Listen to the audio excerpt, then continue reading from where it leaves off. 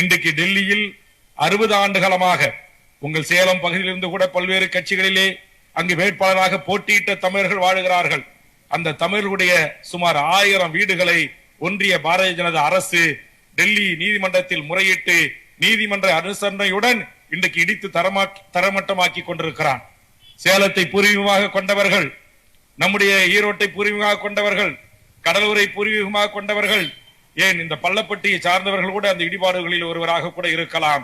இன்றைக்கு இடித்துக் கொண்டிருக்கிறான். தமிழ்நாட்டில் இருக்கிற நான் சொன்ன 156 அரசியல் கட்சிகள் இன்னும் வாய் திறக்கவில்லை. அதற்காக வாய் திறந்து அதை கண்டித்த முதல் அரசியல் கட்சி தமிழக வாழ்வுரிமை கட்சி. 60 கிலோமீட்டருக்கு அப்பால தூக்கி போய் போடுறான். உங்களுக்கு ஒரு இடம் தர வாங்கன்னு கூட்டு போறான்.